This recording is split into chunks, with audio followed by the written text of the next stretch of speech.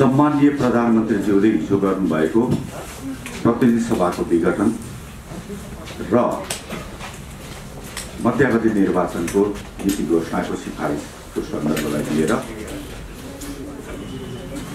ठूलो नयाँ एउटा माहौल सृजना भइरहेको छ। नयाँ गम्भीर प्रश्न हाम्रो सामु अगाडि देखिएको छ। निश्चय पनि जनताबाट निर्वाचित प्रतिनिधि सभाको 5 वर्षको अवधि नपुग्दै विघटन हुने कुरा दुःखद विषय हो। हामी त्यसलाई सही भनेर भन्न सक्दैनौँ। तर त्यो कुन परिस्थिति कुन कारणले प्रतिनिधि सभाको विघटन हुन पुग्यो, यो कारणहरू भित्रै पसेर हामीले पत्ता हेर्ने, बुझ्ने, विश्लेषण गर्ने, मनन गर्ने गर्नुपर्छ। झण्डै 2/3 बहुमतको नेकपाको सरकारले राष्ट्र निर्माणको अभियानमा अगाडि बढाइरहेको थियो। समृद्ध नेपाल, सुखी नेपाली निर्माण गर्ने अभियानमा निर्माणका प्रशस्त आयामहरू, जनतासँग सरोकारका, जनताका सुविधाका, समृद्धिका आयामहरू थप्दै लगिरहेको थियो। 13वटा इन्डिकेटर सूचकहरूमा सुधार आएको। कति विषयमा त हामी दक्षिण एसियामा नै कोभिड नियन्त्रण गर्नेमा हामी दक्षिण एसियामा सबैभन्दा सफल छौँ। समृद्धिको अभियानमा पनि हामी अगाडि बढिरहेका छौँ। आर्थिक वृद्धि कहिले पनि भएको थिएन। 7% राष्ट्रिय आय, त्यो अवस्थामा हामी पुगेका थियौँ। यो कोभिडले सताइरहेको बेलामा पनि झन्डै 5% हाराहारीमा राष्ट्रिय आयको अवस्था छ। हामी अगाडि बढिरहेको अवस्था थियो। तर यसलाई हामीले दुर्भाग्य मान्नुपर्छ, नेपालको राजनीतिको दुर्भाग्य मान्नुपर्छ। यो अहिले मात्रै होइन, हामीले 15 सालदेखिको इतिहासलाई हामीले हेऱ्यौँ भने पनि प्रधानमन्त्रीहरूले कति समयमा बाध्यतावश पनि उनीहरूले आन्तरिक र बाह्य समस्याहरू झेल्दै आइरहेको, प्रतिनिधि सभा संसद विघटनको निम्ति बाध्य भएको अवस्था हामीले देखिरहेका थियौँ। अहिले सम्माननीय प्रधानमन्त्री केपी शर्मा ओलीले पनि बाध्यतावश यो दुःखद खालको कारबाहीलाई अगाडि बढाउनु पर्यो। पार्टी भित्रै रहेका केही नेताहरूका कारण उहाँहरूले सरकारले गरेका कामको कुनै पनि समयमा जस नदिने, अगाडि बढ्न नदिने, खुट्टामा अल्झो मात्रै राख्ने, हलो अड्काउने, गोरु पड्काउने, जति बेला पनि बाह्य आक्रमण सहन सजिलो हुन्छ, आन्तरिक आक्रमण गाह्रो हुन्छ। किन भन्ने आउला, तर नेपालको राजनीतिमा सबै पार्टीहरूमा यो छ। नेपालको राजनीतिक इतिहासलाई हेऱ्यौँ भने धेरै अगाडिदेखि यस्ता षड्यन्त्रहरू चलिरहेको छ। अहिले ओली सरकार पनि त्यो षड्यन्त्रको शिकार बनेको थियो। बाध्य भयो उहाँले यो एउटा दुःखद कडा कदम चाल्नु पर्यो। वास्तवमा यो राष्ट्रलाई जोगाउनको लागि, लोकतन्त्रलाई जोगाउनको लागि, सार्वभौम सत्ताको रक्षा गर्नको लागि, विदेशीहरूको सामु नझुक्ने, हाम्रो शिरलाई ठाडो उठाउनको लागि, समृद्धिको अभियानलाई अगाडि बढाउनको लागि यो दुःखद कदमलाई अगाडि चाल्नु बाध्य हुने पर्यो उहाँले। यदि त्यस्तो नगर्ने हो भने अब योभन्दा पछाडिका सीन करिब कब्जामा जाने, सार्वभौम सत्ताको रक्षा नहुने, कसैको इसारामा खेलमा दौडिने, समृद्धिका अभियानहरूलाई अवरुद्ध पार्ने, यो परिस्थिति टड्कारो रूपमा देखिएको छ। भोलिको सिलले स्टेप बाई स्टेप ती कुराहरू हामीलाई बताएको छ। कब्जा निरङ्कुशताको दाउ कसैले खेल्दैछ, त्यसैलाई रोक्नको लागि, लोकतन्त्रलाई बचाउनको लागि, जनतालाई बचाउनको लागि उहाँले यो दुःखद कदम अगाडि बढाउनु भएको। अब यो संवैधानिक छ कि छैन भन्ने विषयमा संविधानले बताएको छ। यो त प्रधानमन्त्रीको विशेष अधिकारको कुरा हो। संविधानको धारा 85 ले त्यही कुरा किटान गरिदिएको छ। संविधानको धारा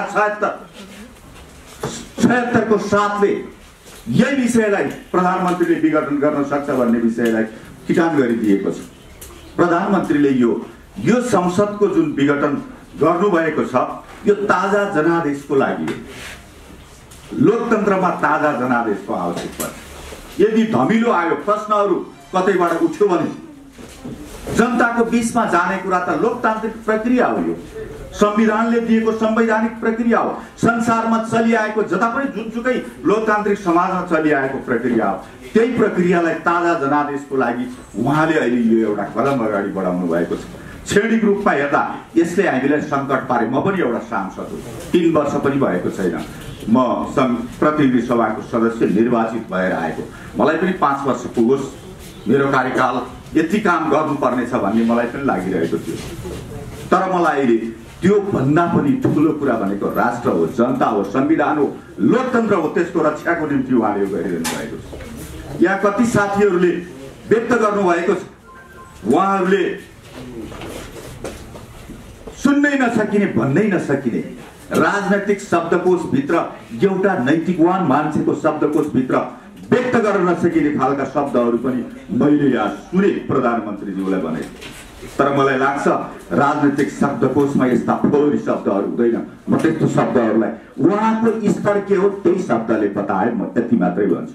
उहाँको उद्देश्य के हो त्यही शब्दले बताए, हैसियत के हो त्यही शब्दले बताए। म ती शब्दहरू प्रयोग नगरौँ, तपाईँहरू सबैले सुनिबस्नु भएको छ। तर हामी ढुक्कसँग यति कुरा भन्न सक्छौँ, राष्ट्रलाई जोगाउनको लागि यो एउटा दुःखद कदमलाई अगाडि सार्नु पर्यो, लोकतन्त्रका लागि अगाडि सार्नु पर्यो। ताजा जनादेश प्रश्न उठ्यो, साहसी मानिसले आफ्नो नैतिकताको लागि उठेका प्रश्नहरूको जवाफ दिनुपर्छ ताजा जनादेशबाट। त्यसैको लागि यो अगाडि बढेको विषयहरू हो। म यति नै कुराहरू राख्छु। धन्यवाद। चुनाव हुन्छ। चुनाव वैशाखको कति 17 गते र 27 गते 2वटा चरणमा चुनाव गर्ने कुरा गरेको छ। निर्वाचन हुन्छ, हामी निर्वाचनमा जान्छौँ, फेरि पनि हामी जनादेश प्राप्त गर्छौँ। हामीलाई यसमा कुनै चिन्ता छैन। अलिकति अप्ठ्यारो त महसुस भएको छ। जनताको बीचमा अहिले जे भइरहेको गतिविधिहरू छ, सरकारलाई काम गर्न नदिइरहेको, बाहिरबाट भन्दा पनि भित्रैबाट हो। यो अघि नै ग्याङ अफ 4, ग्याङ अफ 5, 6 भन्नुभएको छ। त्यही ग्याङबाट हो सरकारलाई काम गर्न नदिएको।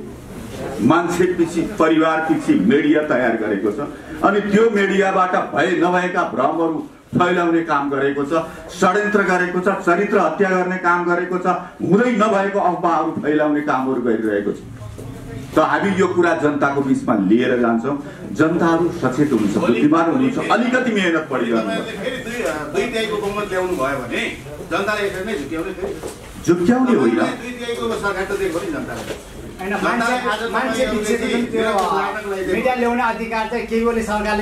अब यो हामीले आफूले चाहे जस्तै गरेर सामाजिक प्रक्रिया अगाडि बढ्दैन। बीचमा अवरोध आउँछ, हामीले चाहँदै नचाहेको डिजास्टर आउँछ, चाहँदै नचाहेको कोरोना आउँछ। हाम्रो गन्तव्यलाई, हाम्रो उद्देश्यलाई केही बीचमा अल्मल्याउँछ। तर हामी सकेसम्म त्यो उद्देश्यलाई जनताको बीचमा स्पष्ट पार्छौँ। फेरि पनि हामी सुधारको बाटोबाट, फेरि पनि हामी जनताको हितको बाटोबाट हामी अगाडि जान्छौँ। जनतामा मिल्छौँ, हाम्रा कार्यकर्ता छन्, नेताहरू छन्, एकदम स्थापित लामो समय अगाडिदेखिको पार्टी छ। जनतामा जनताको विश्वास प्राप्त गरेको नेता कार्यकर्ताहरूको ठुलो पङ्क्ति छ। यो पङ्क्तिले जनतालाई विश्वास गर्छ, जनताको पक्षमा काम गर्दा हुन्छ भन्ने मलाई लाग्छ। यसरी दाबी गर्दै गर्दा नागरिकता हाँसिरहेका छन्, जबकि प्रतिपक्षले सरकार ढाल्न खोजेको भए संसद विघटन गर्नु स्वाभाविक हुन्थ्यो, मानिन्थ्यो। तर आफ्नै दलभित्र सहमति नहुँदा संसद विघटन गर्ने अनि त्यसपछि लोकतन्त्र रक्षाको लागि, समृद्धि अभियानको लागि भन्दा जनताले पत्याएनन् नि त नेताज्यू। यो दुःखद कुरा हो। तपाईँले भन्नुभएको प्रश्न सही प्रश्न हो, म यसमा विमति राख्दिनँ। मैले भनिहालेँ, आन्तरिक षड्यन्त्रका कारण यो एउटा समस्याहरू आएको हो। यो हामीले यसलाई स्वीकार गर्छौँ। एकदमै ठुलो, बाहिरी त्यति ठुलो आक्रमण होइन, बाहिरकोले त चाहने स्वाभाविकै हो नि। तर आन्तरिक रूपमै खिचातानीहरू, आन्तरिक रूपको एकदम गर्नै नहुने खालको तल्लो दर्जाको षड्यन्त्रको कारणले यो परिस्थिति आएको हो। हामी जनताको बीचमा जान्छौँ, बढी मेहनत गर्नुपर्छ। ठिक छ, जनताले जे जनादेश प्राप्त गर्नु दिनुहुन्छ हामीलाई, हामी त्यसलाई स्वीकार गर्छौँ। हामीलाई विश्वास छ जनताले फेरि पनि हामीलाई अवसर दिनुहुन्छ। यहाँले समृद्धि अभियानको कुरा गर्नुभयो होइन, समृद्धि अभियान त अब त पूर्णविराम लाग्यो नि, किनकि समृद्धिको लागि छुट्याएको बजेट त निर्वाचनमा लगानी गर्नुपर्ने भयो। अर्को कुरा, यहाँले समृद्धि र लोकतन्त्रका लागि पटक पटक त्यो शब्द उच्चारण गर्नुभएको छ। समृद्धि र लोकतन्त्रका लागि नेपालको व्यवस्थापिका संसद बाधक भयो, त्यही भएर विघटन गरियो। जवाफ यही हो। परिणाममा त्यही गर्नु पर्यो। त्यो भित्रको केही चलखेल बाधक भयो नि, गलत खालको क्रियाकलाप बाधक हुन पुग्यो त्यस्तो हो। अब तपाईहरु सँगसँगै अगाडि जानुको अभियान चाहिँ रोकिँदैन, किनभने सरकारले गर्ने जे जति कामहरू छ नि अहिले अगाडि बढाइरहेको सरकारले गरिरहेको ती कामहरू त कुनै कामहरू पनि रोकिँदैन, बजेट कार्यक्रमहरू रोकिँदैन, तिनीहरू सुचारू रूपमा अगाडि जान्छ। चुनावको लागि केही छुट्याउनु पर्ने हुन सक्छ, त्यसको अर्को व्यवस्था गरेर जानुपर्छ। सरकारले सक्छ नि, विकास निर्माणको कामहरू रोकिँदैन, कार्यक्रमहरू रोकिँदैन, आयोजना रोकिँदैन। अबको चुनावमा तपाईहरु एमाले माओवादी भएर जानुहुन्छ कि नेकपा भएर जानुहुन्छ त? हामी नेकपा भएर जाने कोसिस गर्छौं। अझै पनि तपाईहरुलाई विश्वास छ एक भएर हामी कोसिस गर्छौं नेकपा भएर। त नेकपा नै भएर हामी निर्वाचनमा जान्छौं, सूर्य चिन्ह लिएरै हामी निर्वाचनमा जान्छौं। ठूलो पंक्तिले त्यही नेकपालाई जसलाई हामीले नेतृत्व गर्छौं त्यसैले विश्वास गर्नुहुन्छ। हामी यसमा ढुक्क दृढ छौं, एकदम विश्वासी छौं हामी यसमा। अब नागरिकसँग भोट माग्न के मुख लिएर जाने? यही मुख लिएर जान त अलि लाज लाग्छ होला तपाईहरुलाई पनि? अलिकति अप्ठ्यारो हुन्छ। हामी गर्दै थियौँ, अप्ठ्यारो हो, फेरि पनि तपाईहरुको अगाडि आए भनिहाल्यो नि। हामी भएका सबै विषयलाई हामी प्रष्ट रूपमा जनताको बीचमा राखिदिनु, के कुरा लुक्याउनु पर्छ? तपाईहरुले मिडिया मार्फत धेरै कुरा बाहिर लगिदिनु भएको छ, राम्रो काम गर्नु भएको छ। हामी हो भनेर जान्छौं। अब हामी सुधारको, हिजो हामी झुक्क्यौं, छक्क्यौं, फस्यौं, अब हामी फस्दैनौं। हामीलाई कसैले पनि षड्यन्त्रबाट हामीलाई भुलाउन सक्दैन। हामी भन्छौं तपाईहरुको लागि, जनताको निम्ति, जनताको नेपाली नागरिकलाई चाहिँ सधैँभरि प्रयोगशाला बनाइराख्ने होइन नेताजी? नेपाली नागरिकलाई चाहिँ प्रयोगशाला बनाउने सधैँ प्रयोगशाला होइन, अब काम गर्दै जाने हो। Thank you. Thank you.